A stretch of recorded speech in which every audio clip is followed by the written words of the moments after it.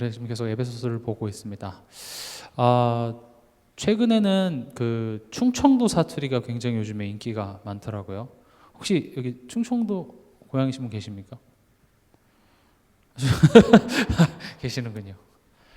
그 충청도 사투리가 굉장히 이렇게 재밌더라고요. 이렇게 직설적이지 않고 화는 안 되지만 이렇게 은근 이렇게 돌려서 얘기하는 이제 그런 화법이 요즘에 이렇게 인기가 되게 많은 것 같아요. 그 이제 충청도에서 속도 이렇게 내지 말라고 그 경찰서에서 현수막을 붙여놨는데 이렇게 써져 있더라고요. 그렇게 급하면 어제 오지 그랬슈 이렇게 해서 이렇게 빨리 속도 내지 말라는 거죠. 뭐 되게 여러 가지가 많이 있더라고요. 그 며느리가 밥을 너무 질게 한 거예요. 그러니까 아버지가 이렇게 드시더니 아가야 이건 장화 신고 먹어야겠다 이렇게 얘기했을 때 밥이 질게 됐다고. 네. 해석이 필요해요.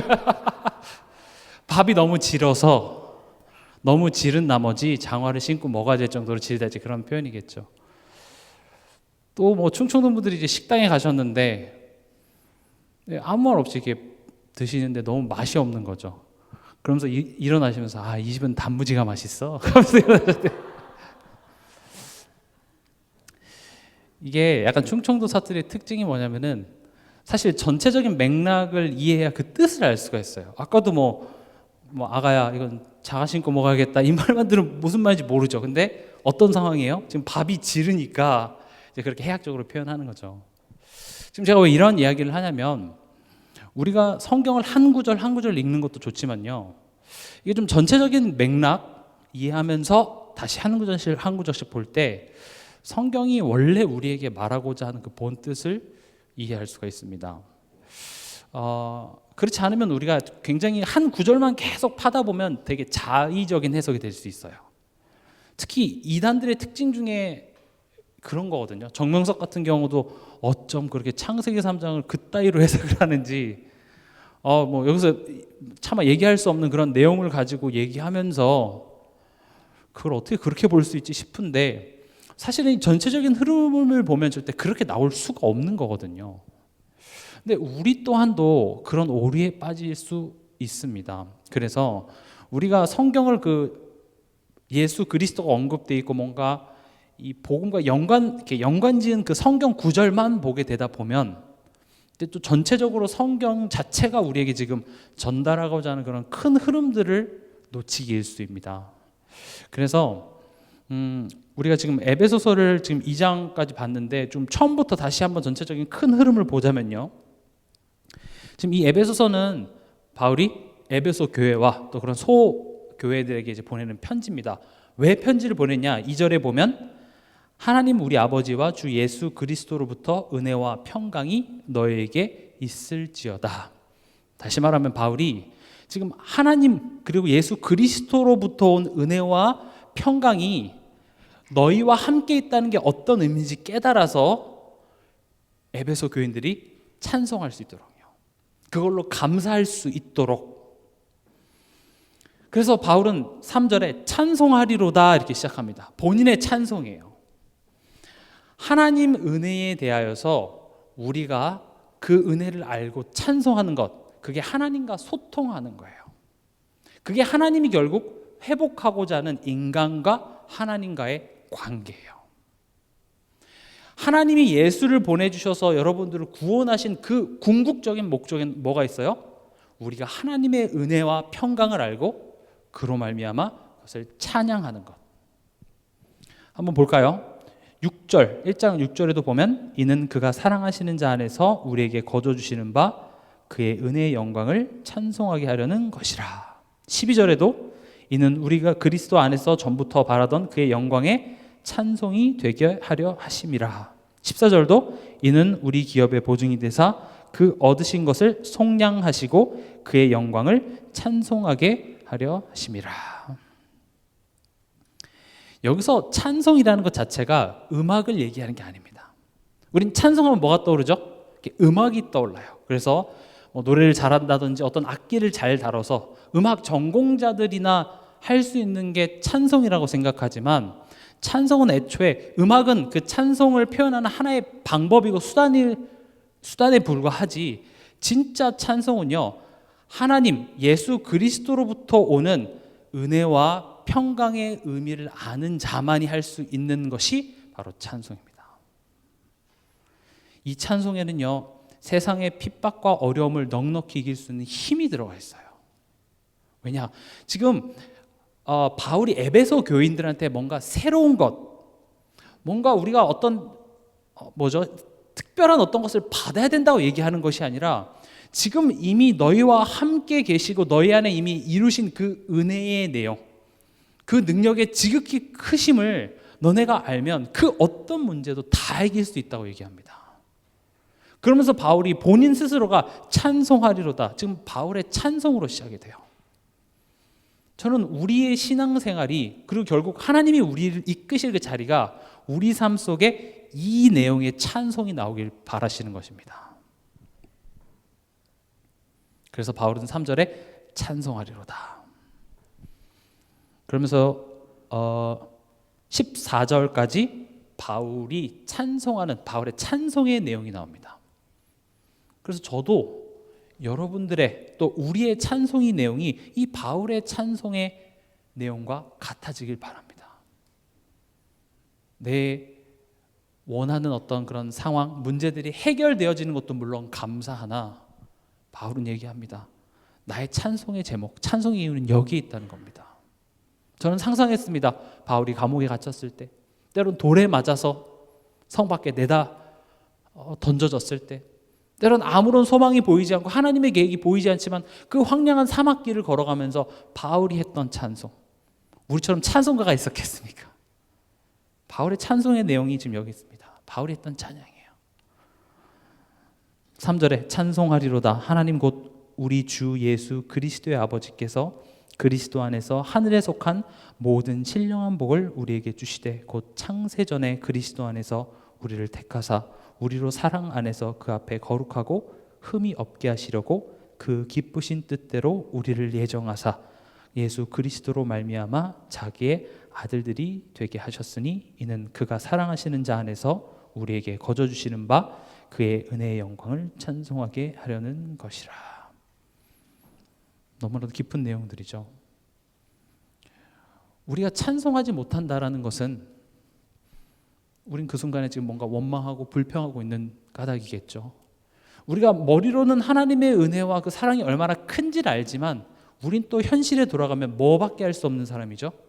불평할 수밖에 없어요. 죄밖에 지을 수 없습니다. 오늘 우리 강단에서 선포되어진 그 본문의 내용을 보면 회개가 필요 없는 의인이라고 나오죠. 사실 회개가 필요 없는 의인은 없죠. 그러나 지금 그 서기관과 바리새인을 두고 지금 예수님께서 빗대어 말씀하시는 거죠. 회개가 필요 없다. 그 말은 뭐죠? 내가 죄인임을 깨닫지 못하는 거예요. 나는 예수님이 필요 없다고 말하는 자들인 거죠.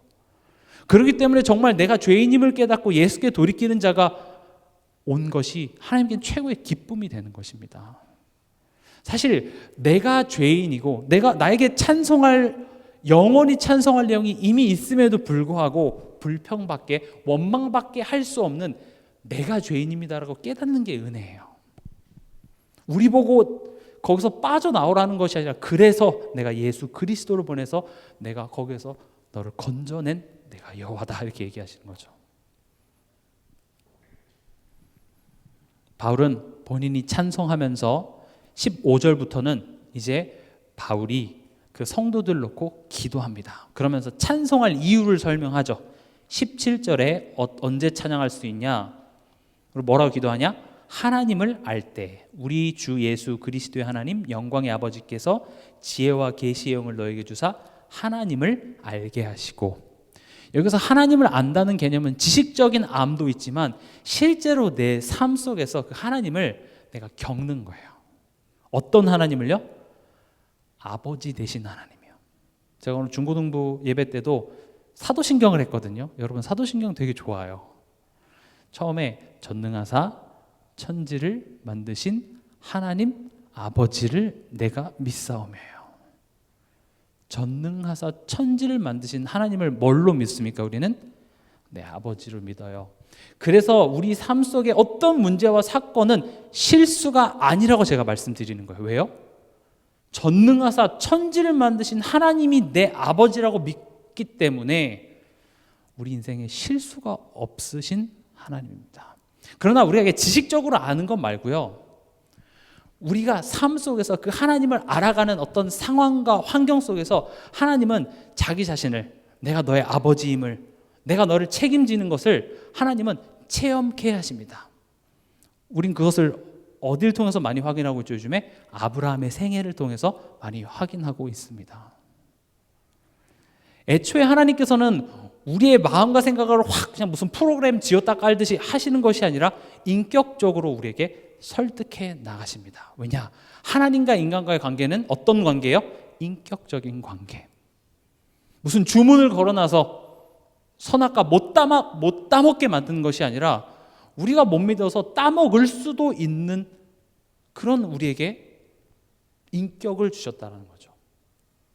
그렇기 때문에 하나님께서는 우리를 구원하시고 결국 하나님의 은혜와 우리에 대한 하나님의 사랑을 우리가 인격적으로 깨달아 거기에 반응하기를 원하는 거예요. 거기에 대한 반응, 그 반응이 대단한 걸 얘기하는 것이 아니라 제가 지난 시간에도 말씀드렸던 것처럼 그 아이가 엄마 감사합니다 카네이션 하나 만들어주고요, 엄마한테 주는 상장, 여러분 그거 당근마켓에 한번 팔아보십시오. 얼마 나오겠습니까? 여러분 자녀가 3살 때 여러분들에게 만들어준 카네이션 그 당근마켓에 올리면 얼마에 팔릴까요? 안 삽니다. 그거 무료 나눔에도 안 가져가요. 그러나 부모에게 있어서는 그건 바꿀 수 없어요. 여러분들이 하나님한테 뭘 해야 하나님이 기쁘겠냐고요. 뭔가 하나님이 필요한 게 있겠습니까? 아니에요. 내 마음을 너희가 알고 거기에 대해서 반응했으면 좋겠는 거예요. 근데 마치 우리의 모습이 어떠냐면 그 일본의 히키코모리처럼 방 딱 문 닫고 나오질 않는 거예요. 묵묵부답이죠. 그래서 부모는 그 문 앞에다가 음식을 갖다 놓고 제발 좀 나왔으면 좋겠는데, 근데 이제 그 아들이 그 방 안에서 막 주식을 해서 돈을 벌어요. 그래서 100만 원씩 엄마 통장에 쫙 꽂혀주는 거죠. 그럼 그제서야 엄마가 어떻게 해요? 만족하겠습니까? 그게 좋은 겁니까? 그래도 우리 아들이 100만 원씩 꽂아준다. 그래 계속 거기 있어라. 그런 부분은 없습니다. 네가 거기서 1000만 원을 벌든 지금 내 아들이 나와 지금 내 사랑에 대한 반응을 하지 않잖아요. 문을 걸어 잠그고 있잖아요. 하나님은 그거 하고 싶은 거예요. 내가 내 형상대로, 하나님의 형상대로 인간을 말씀으로 하지 않고 창조하셨어요. 세상에 있는 땅에 사는 식물들한테는 땅한테 명령해서 그런 식물을 내라고 얘기하셨고요. 물에 사는 식물 동물 내라 하시면서 인간만큼은요 하나님께서 의논하시죠. 우리의 형상을 닮아서 사람을 창조하자 하시고 흙으로 빚어서 그 코에 생기를 불어넣으시고 그냥 사람만 있어라 이렇게 되시거든요. 땅 보고 그냥 사람 있어라 이렇게 하지 않으시고 거기에 참여하실 정도로 하나님은 인간에 대해서, 우리에게 대해서 굉장히 그런 특별한 관계를 맺고 싶어 하신다고요. 그래서 우리를 구원하셔서 결국 뭐 하고자 하시냐? 원래 그 관계를 회복하고자 하세요. 그래서 시간이 오래 걸려요. 억지로 할 수 있습니다. 여러분들 뇌를 이렇게 딱 잘라서 이렇게 뇌를 이렇게 바꿔요. 복음화된 뇌로. 하나님 그렇게 하실 수 없나요? 하나님 충분히 그렇게 할 수 있어요. 왜요? 하나님이 바로의 마음도 강팍하게 하시기도 하고요. 근데 우리에게 있어서 그렇게 하나님이 능력이 없으신 게 아닌데 그렇게 설득합니다. 때로는 우리 집니다. 저주십니다. 이렇게 야곱이랑 씨름하면서 어이쿠 내가 저주죠. 그러면서도 계속 우리를 어떻게 하세요? 내가 너에게 베푼 그 은혜의 풍성함을 계속 깨닫는 그 일을 하시는데 하나님은 쉼이 없으십니다.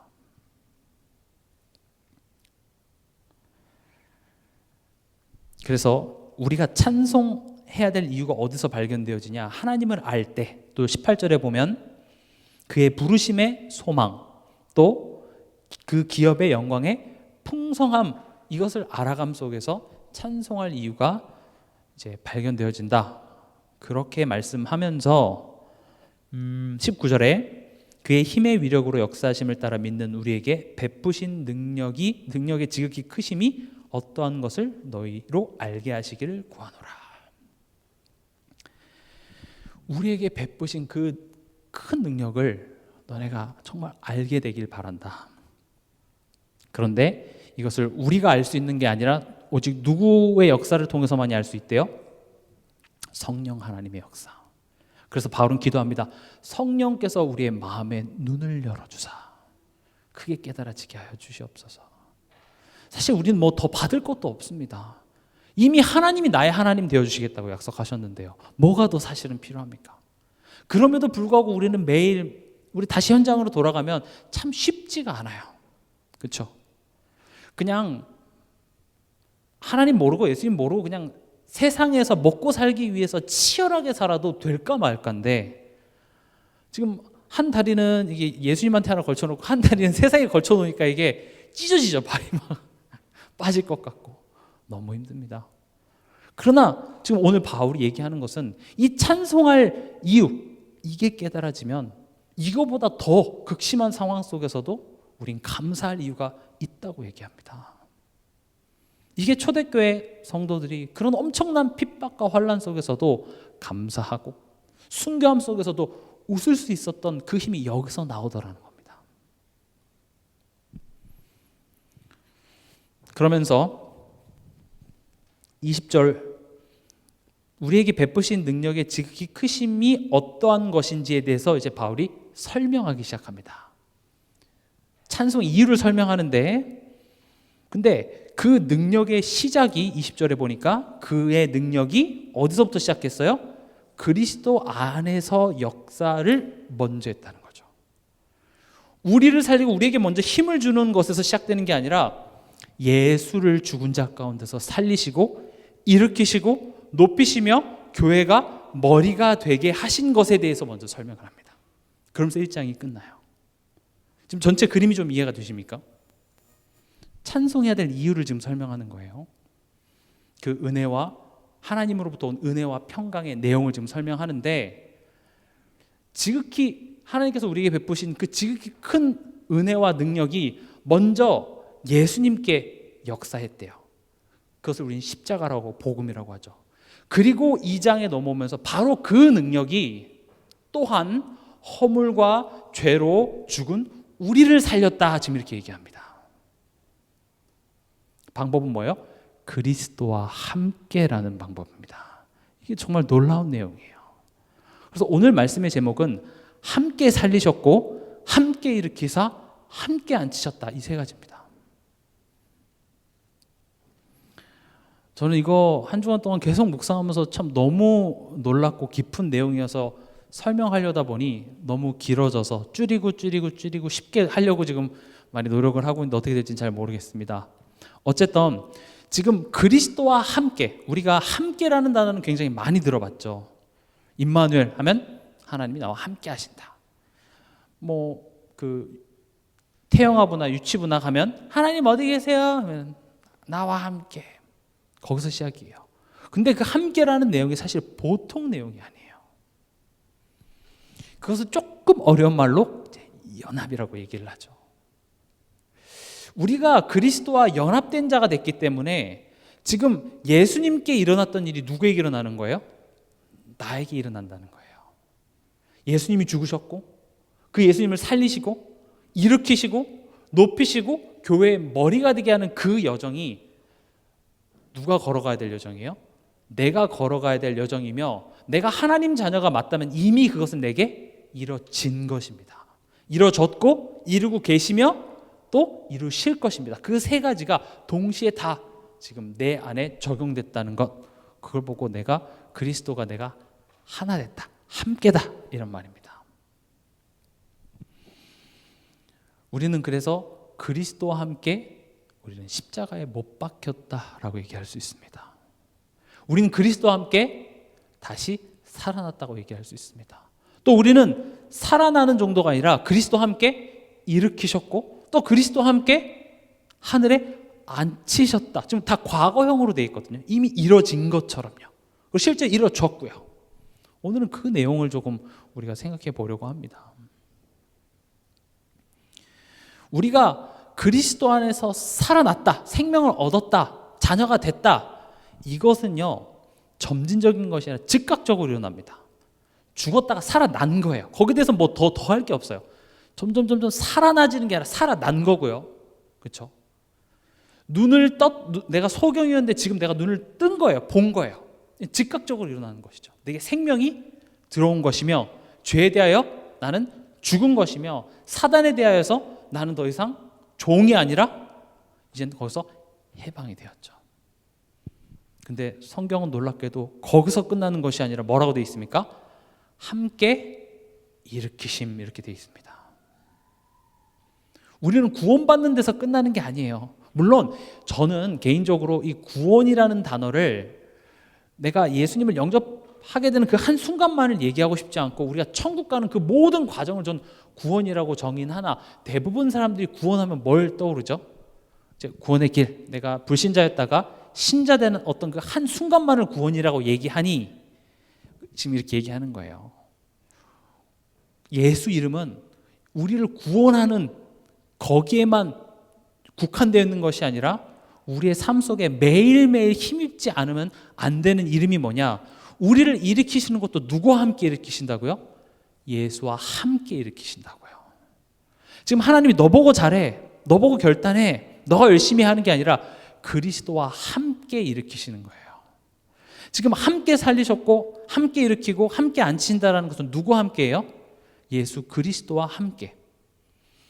지금 결국 이 내용의 결론은 뭐냐면, 그래서 오직 예수라고 얘기를 하는 거예요.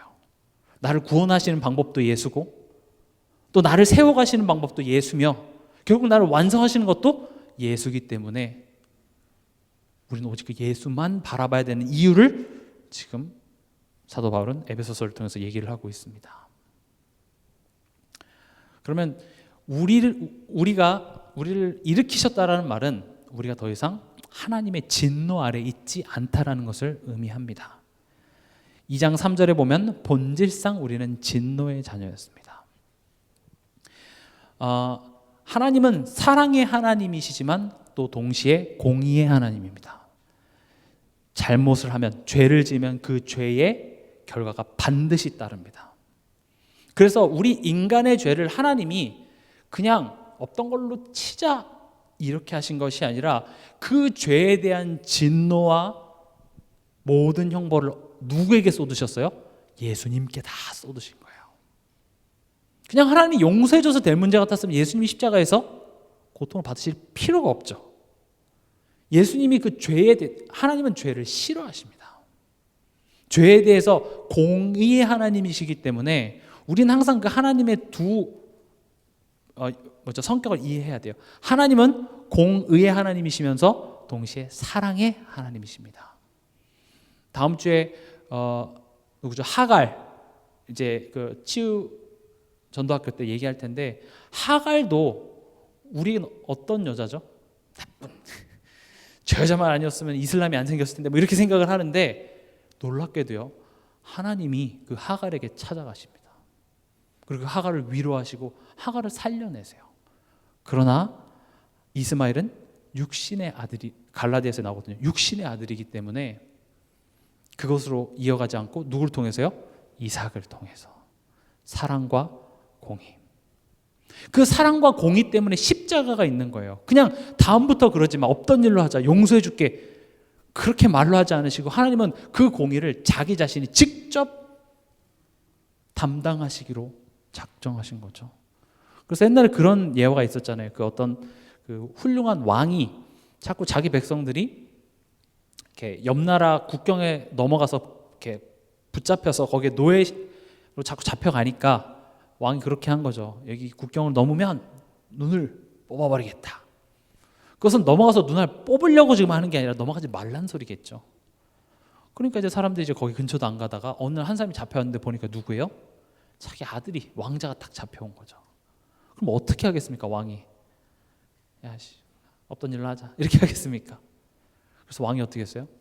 자기는 눈을 했다 하죠. 그것은 뭘 보여주는 겁니까? 그 왕의 그 권위, 공의와 또 아들에 대한 그 사랑 동시에 보여주는 장면인 것처럼, 지금 하나님도 어떻게 하시냐? 우리를 예수와 함께 살리시고 예수와 함께 일으키셨습니다. 그래서 우리가 하나님의 진노 아래 더 이상 있지 않아요. 왜요? 예수님께 십자가의 그 하나님의 죄에 대한 진노 다 쏟고 예수님이 그것을 십자가에 죽으심으로 어떻게 했어요? 다 치러버리셨기 때문에 우린 더 이상 하나님의 진노 아래 있지 않습니다. 그리고 더 이상 죄가 우리를 주장하지 않습니다.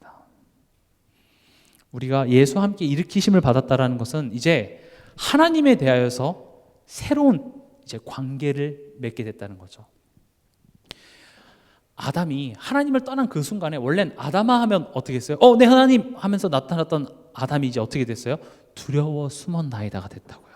하나님은 두렵고 무섭고 숨어야 하는 그런 우리가 이젠 함께 살리심을 받았음으로 말미암아 이젠 하나님에 대하여서 우리가 새로운 자세를 갖게 되었는데 그게 로마서 6장 11절입니다.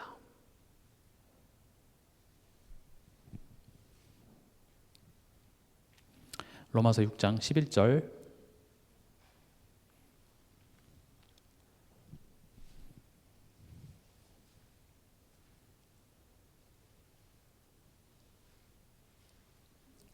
같이 읽겠습니다. 이와 같이 너희도 너희 자신을 죄에 대하여는 죽은 자요 그리스도 예수 안에서 하나님께 대하여는 살아있는 자로 여길지어다. 지금 여기서 제가 포인트하고 싶은 거는 하나님께 대하여 살아있는 자로 여길지어다. 우린 하나님께 대하여 살아있는 자가 됐습니다. 전에는 우리와 하나님과의 관계가 율법을 지키면 유효하고 안 지키면 끊어지는 그런 율법에 의하여서 되어지는 그런 관계였으나 이제는 우리가 더 이상 율법 아래 있는 것이 아니라 은혜 아래 있게 되는 것이죠. 이것을 좀 제가 쉽게 어떻게 하면 설명할까 하다가 또 부모와 자녀의 관계를 가지고 설명을 해보려고 합니다. 생각해보면 부모님들은 참 이상합니다. 어떤 점에서 이상하냐? 자녀가요 굉장히 심각한 죄를 짓거나 실수를 하면 부모는 어떻게든지 그거를 보호해 주려고 노력을 합니다. 그렇죠? 정말로 뭐 범죄를 저질렀으면 너 이 새끼 감옥 가서 썩어라 이렇게 합니까? 세상이 막 다 내 자녀를 욕해도 나는 어떻게든 변호사를 구해서 내 자녀를 보호하려고 하죠. 근데요 재밌는 게 밥 먹을 때 입에서 쩝쩝 내면 그거를 그냥 용서를 안 해줘요. 숙제를 안 엄청난 문제는 용서해주고 보여주려고 하면서 진짜 사소한 문제는 어때요? 화를 내고 그냥 다리 몽댕이를 부러뜨리고 이렇게 나오죠. 그게 부모와 자녀와의 관계는 법적인 관계가 아니라서 그래요. 하나님도 우리와 마찬가지예요. 우리가 하나님께 죄를 짓고 하나님 떠났다는 거 용서가 안 되는 내용이에요. 거기에 대해서는 하나님 어떻게 하셨어요? 묻지도 않고요. 예수를 통해서 그 죄를 싹 다 해결해 줬어요. 우리 해결해 달라고 빌었나요? 하나님께 대하여 대적하고 하나님을 진노케 하고 그랬던 우리의 죄를 하나님은 묻지도 따지지도 않으시고 그거를 예수를 통해서 완전히 죄 없다 해버리시고 그리고 나서 하나님 자녀 삼아서 이제 가는 길에 우리가 조금 실수하고 하면 어떻게 해요? 하나님이 직접 간섭해서 왜 이렇게 밥을 쩝쩝거리면서 먹어? 일찍 자고 일찍 일어나야지 이런 걸로 이제 화를 내신다고요. 무슨 말이냐? 이제는 하나님께 대하여 살아있는 자예요. 관계가 달라졌어요. 하나님이 우리에게 대해서 지적하시는 것은 너가 그런 잘못을 하면 나에게서 떨어져 나간다. 너 지옥 간다. 지금 그런 이야기를 한 게 아니에요. 이미 하나님은 우리가 도저히 상상할 수 없는 아주 심각한 문제에서부터 예수 그리스도와 함께 우리를 살려내셨다고요. 그리고 이제는 하나님의 자녀로 삼아주사 이제는 그 안에서 우리를 일으키시는 거예요.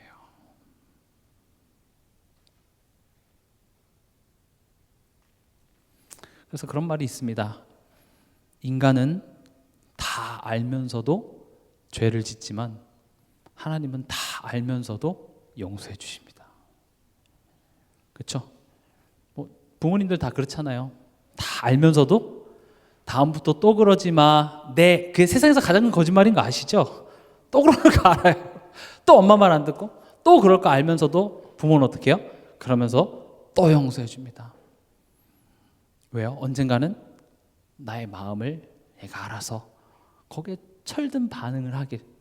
그리고 거기 반응이 문제가 아니라 네 절대로 하는 거지 뭐 거기에서 부모가 얻을 게 뭐가 있겠습니까? 난 다 너를 위한 거다. 지금 하나님은 그렇게 얘기하시는 겁니다. 그럼 이제 그렇게 하나님의 무조건적인 용서와 죄사함에 대해서 사람들은 또 오해를 해요. 복음 안에서 다 끝났어. 뭘 해도 괜찮아.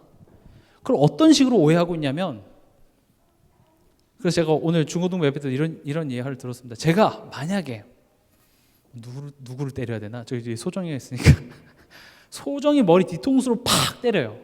그럼 소정이가 하고 제가 그 순간 기도하는 거죠. 하나님 회개합니다. 이제 소정이한테 나 회개했어. 그럼 소정이는 어때요? 뭐야? 그리고 또 때려요. 왜 때려요? 또 회개. 죄사함 용서는 그 죄책감에서 벗어나는 게 죄사함 용서가 아닙니다. 우리 로마서 6장 아까 봤는데 14절, 15절 한번 같이 읽어볼까요? 같이 읽겠습니다. 죄가 너희를 주장하지 못하리니 이는 너희가 법 아래 있지 아니하고 은혜 아래에 있음이라. 그런즉 어찌하리요? 우리가 법 아래 있지 아니하고 은혜 아래에 있으니 죄를 지으리요? 그럴 수 없느니라. 아멘. 우리가 은혜 아래에 있기 때문에 우리는 항상 죄 한 번도 안 짓고 사단에게 한 번도 안 속는 존재가 되었다라는 것이 아니라 그것이 하나님의 사랑에서 우리를 끊을 수 없다라는 거죠. 그러면서 그 은혜를 알면 알수록 그럴 수 없느니라를 깨닫는 거예요. 다시 말하면 그럴 필요 없구나를 깨닫는 거죠. 예전에는 내가 내 마음속의 불안함, 내 삶 속의 불만족스러움을 하나님이 아닌 다른 것으로 자꾸 채우려고 했던 난데 그게 그리스도로 하나님으로 채워지니까 더 이상 세상의 것으로부터 내가 만족을 얻을 그럴 필요성을 못 느끼는 거예요. 혹시 이 자리에 내가 3살 때 갖고 놀던 장난감을 나는 아직도 안고 주무십니다라는 분 계십니까? 없죠. 어렸을 때는 그게 내게 기쁨이었고 만족감이었죠. 저도 기억납니다. 저희 이모가 제가 레고 좋아했다고 예전에도 한번 말씀드렸는데 레고를 이렇게 제가 하도 막 갖고 싶어 하니까 사주셨는데 잠이 안 오더라고요. 그래서 막 목사님 손에 빨리 자라고. 근데 그때 막 새벽기도 나가시는데 일어나갖고 레고 만들고 막 이랬거든요.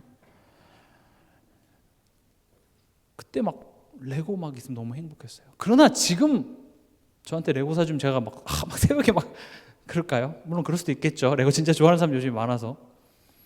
그러나 제가 무슨 말을 하고자 하냐면 예전에 좋았으나 지금 그게 내게 기쁨을 주지 않기 때문에 나는 거기에 관심을 안 갖는 것처럼 지금 여기서 말하는 죄라는 것은 결국 내가 하나님을 대신해서 하나님으로 만족되지 않았던 나의 옛사람이 집착하고 집중했고 의지했던 것들이 결국 죄의 열매들이거든요.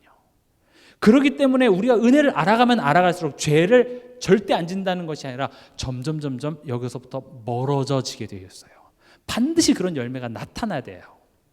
그게 우리가 올바로 은혜를 이해하고 있는 것입니다. 그래서 우리가 자칫 복음 안에서 다 끝났다, 뭘 어떻게 해도 괜찮다, 그건 사실 맞지만 틀린 말이에요. 하나님은요, 굳이 말하자면 우리가 마음대로 살아도 하나님이 역사하세요. 어떻게 역사하세요? 그런 삶으로부터 돌이키시기 위해서 계속 역사하십니다. 복음은 영적으로만 변하는 것이 아니라 그 영적의 변화가 우리의 삶에까지 나타나지는 것입니다. 그런 열매가 맺히는 거예요.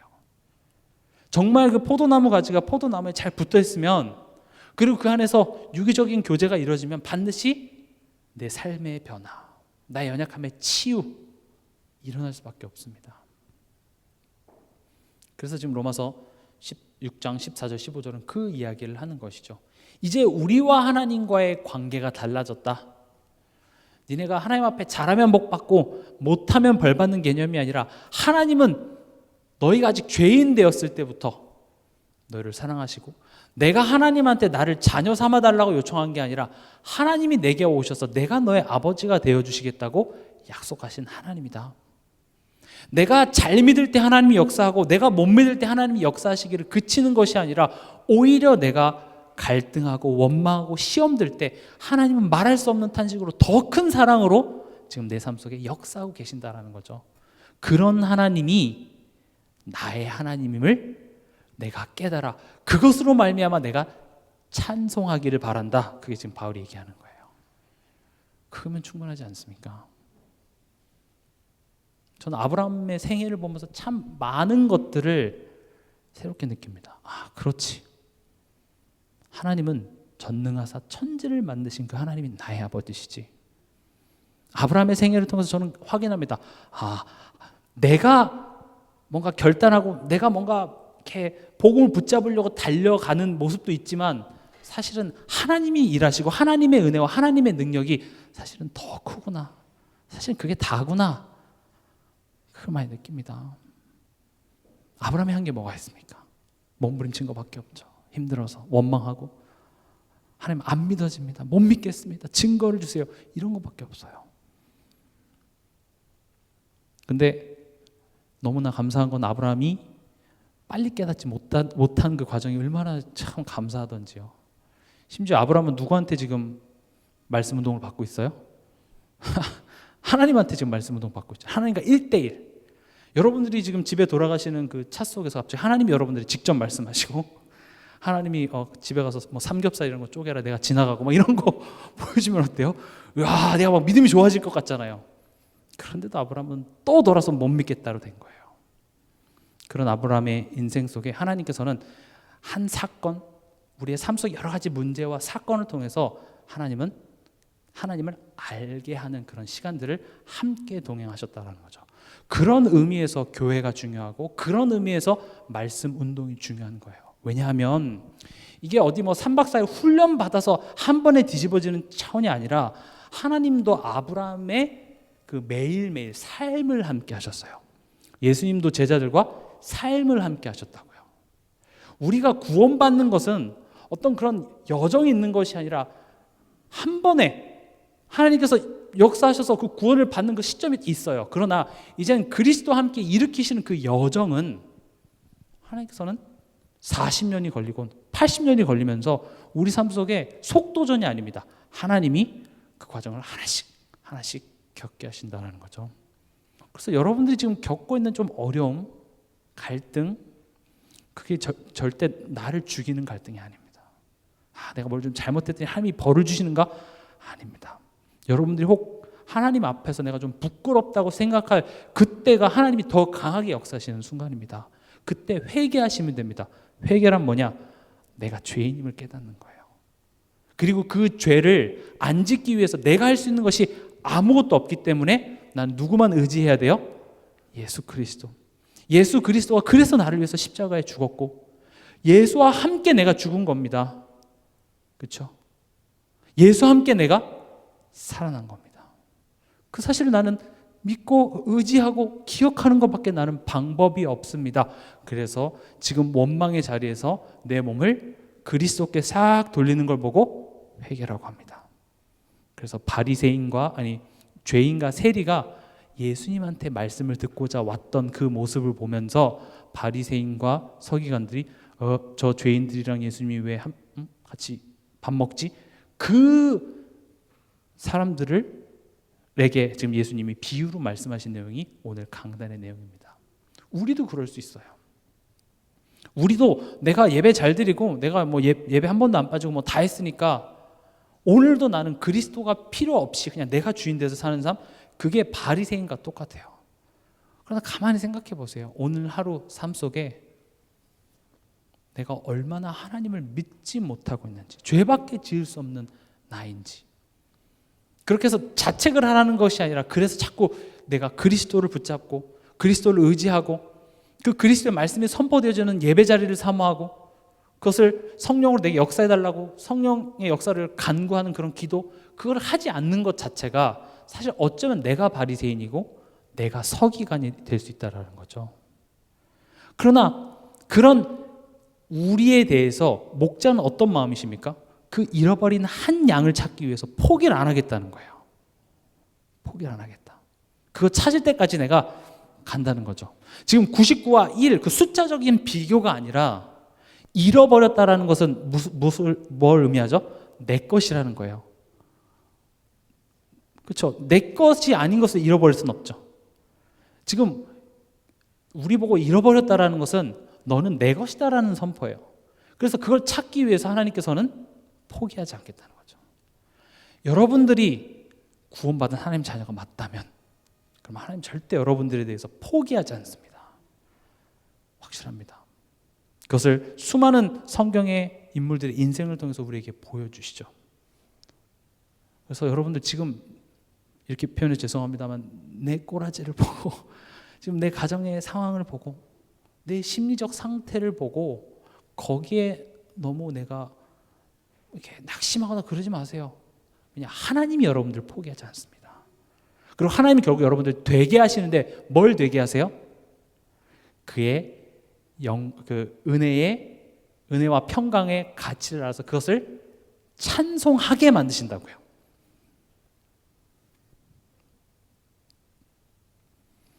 그래서 이런 내용을 알고 이젠 이런 말이 좀 이해됐으면 좋겠습니다. 처음에는 우리의 신앙이 예수 믿어서 이제 복 받으려고 했다가 이제는 예수를 믿는 게 복이구나 라고까지 가게요. 그렇게 돼야 돼요. 내가 하나님을 바라보면 뭔가 좋은 일이 생기고 영적인 문제가 치유되고 우리 가정이 회복되는 차원이 아니라 내가 지금 하나님을 바라볼 수 있다는 거 사실 거기에 다 들어가 있거든요. 왜냐 내가 예수님을 믿는다라는 건 내 노력으로 내가 의지해서 믿는 게 아니라 믿어졌다라는 것 자체가 하나님이 나를 택했다는 것이며 하나님이 나를 위해 구원을 계획하시고 그것을 이루신 열매로 지금 내가 믿어지는 것이며 또 그리스도와 함께 나를 살리시는 정도가 아니라 일으키시고 뒤에 보면 하늘에 앉히시는 것까지가 다 포함되어져 있는 것이 지금 내게 이미 성취된 결과로 내가 지금 예수를 바라보고 있잖아요. 그럼 지금 내 가정, 내 삶에 있는 문제 그거 이미 해결됐다라고 우리는 소망할 수 있죠. 하나님은 그 상황 속에서 바로 좀 해결해 주면 좋겠는데 말씀은 이해는 되는데 그렇지 않은 현실 속에서 우리로 하여금 뭘 하게 하시냐면 생각하게 하세요. 그걸 우리 나쁜 말로 갈등이라고도 하지만 여리고성 돌면서 7일 동안 갈등하게 하셨어요. 왜요? 하나님은 우리로 하여금 정말로 그걸 생각하게 하시고 깨닫게 하시고 인격적으로 두드리기 위해서는 생각할 필요도 없이 그냥 내가 버튼 누르면 되고 기도했더니 응답되고 그렇게 되질 않아요. 소망하게 하십니다. 기다리게 하십니다. 그리고 결국 하나님이 그것을 성취했을 때 우리는 확인하게 되죠. 하나님이 정말 이 여리고성을 내 손에 주셨구나. 그런 과정을 많이 그런 하나님을 아는 순간들이 많이 쌓였던 다윗은 어느 날 골리앗 앞에 섰는데 두렵지가 않죠.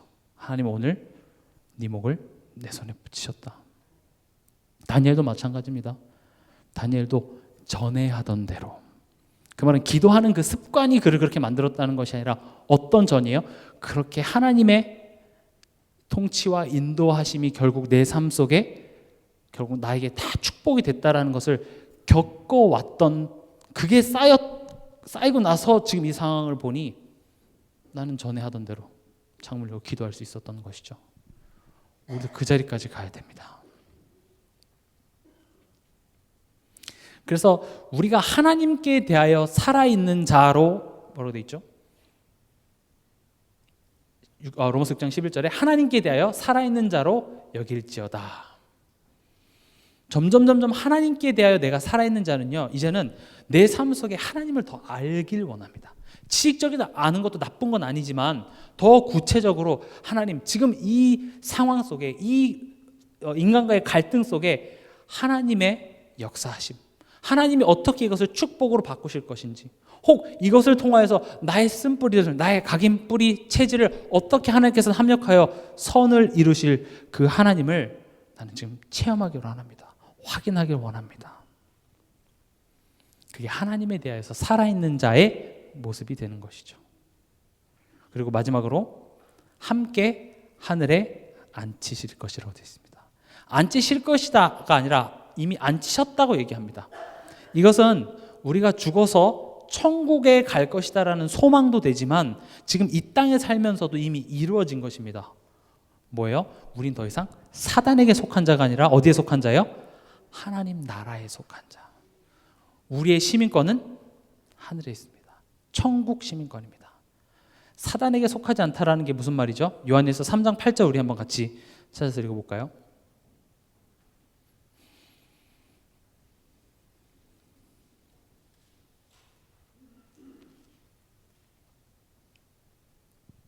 같이 읽겠습니다. 죄를 짓는 자는 마귀에게 속하나니 마귀는 처음부터 범죄함이라 하나님의 아들이 나타나신 것은 마귀를 멸하려 하심이라. 아멘.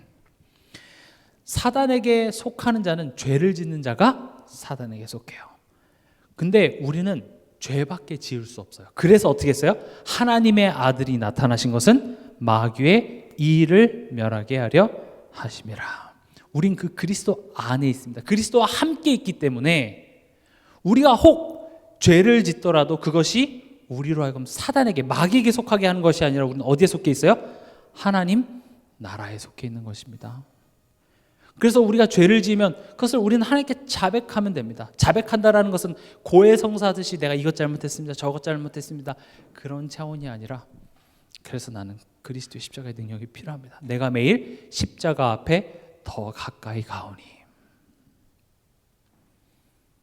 그리고 하늘에 앉히셨다는 것은 우리가 하나님 나라에 속했다는 걸 의미하면서도 동시에 성령의 통치 아래 있음을 얘기합니다. 더 이상 우리는 악한 영의 지배를 받지 않게 되는 것이죠. 그게 하늘에 앉혔다라는 의미입니다. 앞으로 우리가 천국에 갈 미래에 일어날 일도 맞지만 또 이미 이루어졌다라는 것은 우린 더 이상 사단에게, 세상에 속한 것이 아니라 하나님 나라에 속해 있고 악한 영의 지배를 받는 것이 아니라 누구의 통치 속에 있다고요? 성령의 통치 아래 있다고요. 그럼 성령의 통치 아래 있다라는 것이, 그럼 성령이 뭔가 우리를 이끌어가고 있다는 거잖아요. 그걸 또 확인해 보겠습니다. 로마서 8장입니다.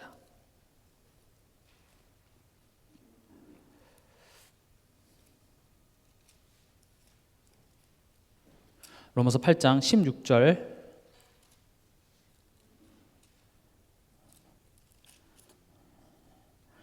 우리 잘 알지만 로마서 8장 11절 먼저 읽어보겠습니다. 예수를 죽은 자 가운데서 살리신 이의 영이 너희 안에 거하시면 그리스도 예수를 죽은 자 가운데서 살리신 이가 너희 안에 거하시는 그의 영으로 말미암아 너희 죽을 몸도 살리시리라. 지금 성령의 통치는 우리의 죽을 몸을 예수님이 죽은 자 가운데서 살아나신 것처럼 살리시는 그 목적을 향해 달려가고 있는데, 그 방법이 16절에 같이 읽겠습니다. 성령이 친히 우리의 영과 더불어 우리가 하나님의 자녀인 것을 증언하시나니. 하나님의 자녀임을 성령의 통치는 자꾸 증언하십니다. 내가 구원받았다라는 측면에서의 자녀인 것이 아니라 정말 아버지와 자녀와의 그 관계 회복이라는 관점에서 자녀인 걸 증명하는 거예요. 이해 가십니까? 내가 구원받았다라는 거 알잖아요. 내가 혹시 내가 이런 실수했기 때문에 내가 하나님의 자녀 취소되는 거 아닌가? 그것 때문에 지금 이 자리에 앉아 계신 분들 중에서 힘들어하진 않잖아요. 내가 하나님 자녀가 알겠는데, 엄청난 문제를 해결받은 건 알겠는데 지금 내가 힘들어하는 건 뭐 때문에 힘들어요? 되게 작은 거잖아요. 그럼 결국 그게 뭐냐면 하나님을 아버지로 우리가 믿는다고 하면서도 그게 얼마나 큰 의미인지 잘 모른다고요. 그래서 성령이 하시는 일이 뭐냐? 우리가 하나님의 자녀인 것, 그게 어떤 의미인지를 계속 알게 하시는 거고, 반대로 악한 영의 지배는 어떻게 하냐? 자꾸 그 하나님의 자녀인 걸 잊게 만들어요. 그게 어떤 의미인지. 내가 하나님한테 잘하면 복 받고 하나님한테 못 받으면 내가 벌 받는 어떤 그런 개념으로 하나님을 이상한 아빠로 만들거나 하나님을 거짓말쟁이로 자꾸 만드는 게 악한 영의 일이지만, 성령이 하시는 일은 뭐예요? 하나님은 너의 좋은 아버지시다.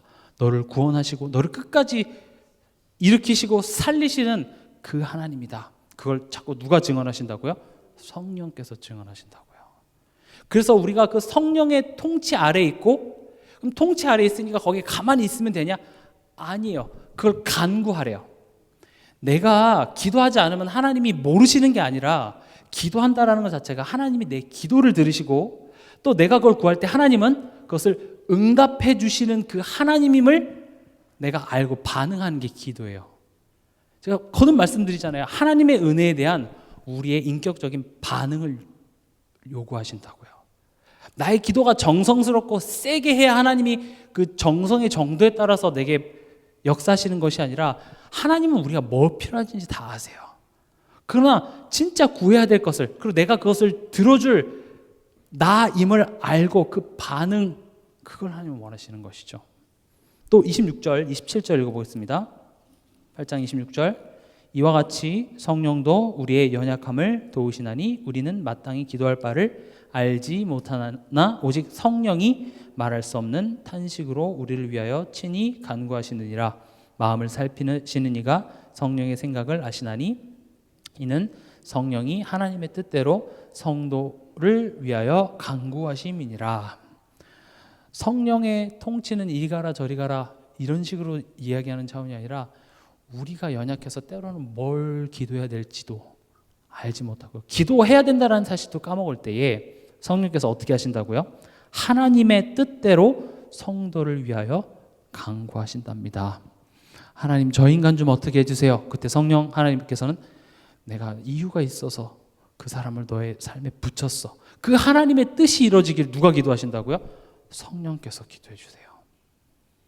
그래서 정말로 우리가 그리스도 안에 성령이 나와 함께 하시면 결국 됩니다. 어떻게 돼요?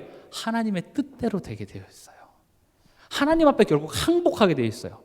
그게 10년이 걸리건 20년이 걸리건 30년이 걸리건 하나님이 봤을 때는 우리가 국무총리가 되고 뭔가 세상에 대단한 영향력을 미치고 내가 어느 정도 돈을 벌어서 뭔가 산업인으로서 대단한 영향력을 행사해서 무슨 산업선교 회장쯤 돼야 내가 쓰임받는 그 자리로 되게 한다는 게 아니라 오늘 바울이 얘기한 것처럼 그 은혜의 지극히 풍성하심이 깨달아져서요. 지금 나에게 즐거운 일이 있든지 슬픈 일이 있든지 그거와 상관없이 내가 누구로 기뻐하는 거예요? 하나님으로 기뻐하는 거예요. 그 하나님이 여호와가 나의 목자시니 내게 부족함이 없으리로다. 그게 깨달아진 자가 제자입니다. 다윗에겐 그런 모습들이 참 많았습니다. 다윗이 아들에 의해서 이제 도망가는 그 순간에 시므이가 막 저주할 때 뭐라 그랬습니까? 이제 부하가 저 새끼 죽일까요? 그래 저 새끼는 죽이고 가자. 뭐 이렇게 하지 않았죠. 어떻게 했어요? 하나님이 듣게 하셨어. 속으로는 얼마나 이렇게 막 부글부글 끓겠습니까만은 그러나 다윗이 지금까지 걸어온 여정 가운데 하나님의 인도하심, 그 하나님의 선하심과 인자하심이 내 인생을 지금까지 이끌어왔다라는 것들이 체험되어지니까 사람과의 관계 속에서 어떤 일을 하게 돼요? 내가 시므이를 살린 게 아니라 그냥 나는 이 순간에 하나님과의 관계를 회복했는데 그게 살리는 역사로, 그게 세상에 봤을 때 다름으로 나타나집니다. 우린 그래야 돼요. 요셉이 하나님의 신의 여호와의 신의 이와 같이 감동된 자를 본 적이 없다. 그 말은 우리가 기독교인이기 때문에 뭔가 남다름을 보여내야 된다라는 차원이 아니에요. 우린 그럴 힘도 없고요. 그러나 이제 우리가 이 성령의 통치 안에서 내가 하나님의 자녀인 그 의미와 또 하나님의 뜻을 위해서 간구해 주시는 그 성령의 역사심을 내가 자꾸 힘입다 보면 내 삶이 어떻게 되냐면 그 상황을 허락하신 하나님의 선한 계획에 자꾸 내가 질문을 하게 돼 있고, 그게 반드시 이번 주 강단 말씀이라든지 내가 붙잡은 그 말씀 속에 답이 자꾸 적용이 되니까 나는 그냥 같이 욕할 뻔했던 상황 앞에 그냥 하나님을 잠깐 봤는데 그게 상대방이나 주변 사람한테 뭘로 느껴져요? 어떻게 저럴 수가 있지? 이렇게 되죠. 같이 싸워야지. 나는 저 사람 용서한 거 아니고요. 그렇죠? 나는 내가 복음을 위해서 막 저 사람을 품어낸 게 아니라 나는 그냥 나도 이해가 안 돼서 그냥 하나님을 쳐다보고 있었을 뿐인데 그게 다름을 만들어내더라는 거죠. 그때 역사하시는 게 뭐예요?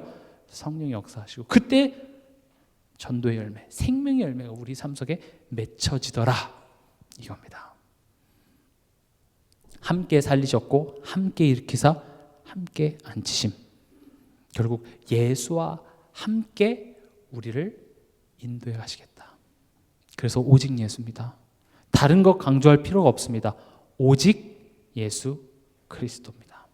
우리가 죄인에서 의인되는 과정 속에서도, 또 이제 의인에서 증인되는 과정 속에서도, 또 우리가 증인에서 영원한 천국 가는 그 모든 여정 가운데 그리스도와 함께 가는 여정임을 기억하시며 이번 한 주간도 승리하시길 바랍니다.